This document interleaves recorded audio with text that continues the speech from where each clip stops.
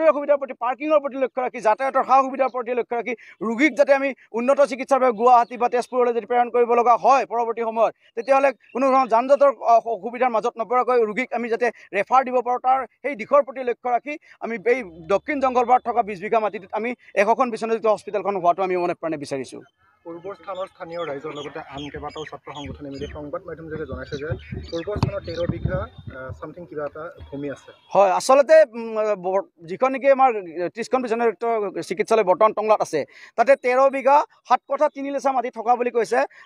Practically আছেনে নাই আমিও নাজানো, তেওঁলোকে হয়তো প্ৰেক্টিকেলি চাইছেনে নাই নাজানো। আমি কিন্তু এটা কথা সৰুৰে পৰা দেখি আহিছোঁ বা আমাৰ জ্যেষ্ঠসকলে দেখি আহিছে সেইখন হস্পিটেলৰ নামত থকা মাটিৰ যিখিনি ভূমি থকা বুলি কৈছে সেই ভূমিখিনি বৰ্তমানৰ চিকিৎসালয়খন য'ত আছে সেই চিকিৎসালয়খনত একেলগে নাই, তাত 6 বিঘা সামথিং কিবা মাটিহে আছে।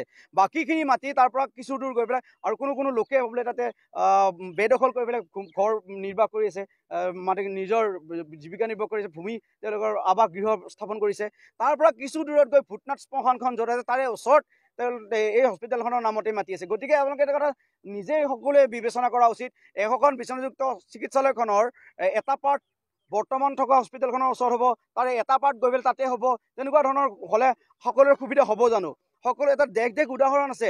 মংগলদৈ চিভিলখনৰ যদি আমি উদাহৰণ যদি আমি দাঙি ধৰিব যাওঁ, মংগলদৈ চিভিলখন য'ত আছে বৰ্তমান পুৰণা বিল্ডিং য'ত আছে তাতে আকৌ নতুন ৱাৰ্ড যেতিয়া নেকি সংযোজন কৰিছে, নতুন বিল্ডিং সংযোজন কৰিছে, প্ৰসূতি বিভাগ সংযোজন কৰিছে, তেতিয়া নতুন বিল্ডিংটো তাৰ লগতে যাতে ৰোগীৰ সুবিধা হয় লগতে স্থাপন কৰিছে।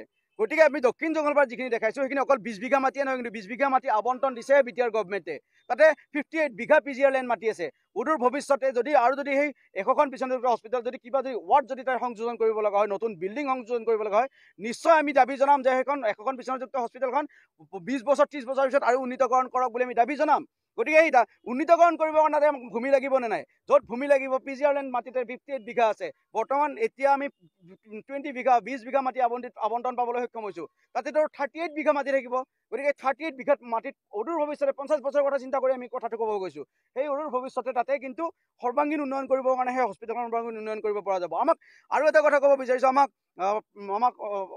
আমাৰ MLA মহোদয়ে আমাক জনাইছিলে যে ভৱিষ্যতে ওদালগুৰি জিলাত এখন চিকিৎসা মহাবিদ্যালয় স্থাপন কৰাৰ তেওঁলোকে চিন্তা চৰ্চা কৰি আছে। গতিকে তেনেকুৱা ধৰণৰ চিকিৎসা মহাবিদ্যালয় স্থাপন কৰক বা আৰু কিবা আয়ুষ হস্পিটেল অনাৰ ব্যৱস্থা কৰিছে, তেনেকুৱা ধৰণৰ এভেইলেবল ভূমি থকা মাটিত আমি তেনেকুৱা ধৰণৰ বৃহৎ অনুষ্ঠানবোৰ কথা চিন্তা কৰিব লাগিব। আমি কম পৰিধিৰ এঠাইত যদি আমি উন্নয়নৰ কথা চিন্তা কৰিব যাওঁ তেতিয়া উন্নয়ন নহয়, কিন্তু তাতে কোনো ধৰণৰ উন্নয়ন নহ'ব। কাৰণ সেই অকণমান মাটিখিনিত আমি কেনেধৰণে আমি এখন বিশ্বনাথযুক্ত হস্পিটেল পাবলৈ সক্ষম হওঁ। এতিয়া এটা কথা চিন্তা কৰা উচিত, বৰ্তমান 30খন বিশ্বনাথযুক্ত চিকিৎসালয় এখন আছে, তাৰ লগত যদি টংলাত যদি আৰু এঠাইত যদি এশখন বিশ্বনাথযুক্ত হস্পিটেল হয় তেতিয়াহ'লে টংলাবাসী ৰাইজে অন্ততঃ 2খন হস্পিটেল পাবলৈ সক্ষম হ'ব। 30খন বিশ্বনাথযুক্ত হস্পিটেলখনো থাকিল, এইফালে আকৌ আমাৰ 100খন বিশ্বনাথযুক্ত 130খন আমি বেড পাবলৈ সক্ষম হ'ব। অৰ্থাৎ 130খন বিশ্বনাথ 130জন ৰোগীয়ে চিকিৎসা পাবলৈ সক্ষম হ'ব।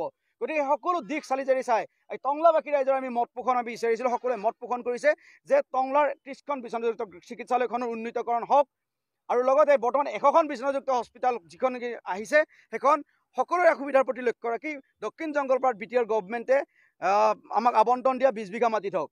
আমাক কিন্তু NHM নেশ্যনেল হেল্থ মিছনে কিন্তু বৰ্তমান তেওঁলোকে আমাক সকলো নথি পত্ৰ আমাক প্ৰেৰণ কৰিছিলে।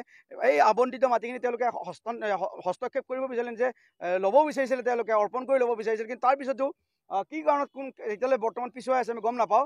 আমি এইবাৰ বৰ্তমান অসম চৰকাৰ যিনি কেবিনেট 28 তাৰিখৰ পৰা 3 তাৰিখৰ ভিতৰত যি ওদালগুৰি জিলাত হ'বলৈ গৈ আছে, সেই কেবিনেটতে আমি এই 5টা সংগঠনে আমি ক'বলৈ বিচাৰিছোঁ, এই 5টা সংগঠনে ক'ব বিচাৰিছোঁ আমি তাতে উত্থাপন কৰিম 30খন বিশ্বনাথযুক্ত গ্ৰাম্য চিকিৎসালয়খনৰো উন্নয়ন হওক, লগতে 100খন বিশ্বনাথযুক্ত যিখন চিকিৎসালয় হ'বলৈ গৈ আছে সেইখন আমাৰ সকলোৰে সুবিধাৰ প্ৰতি লক্ষ্য দক্ষিণ জংঘলপাৰাত হ'ব লাগিব।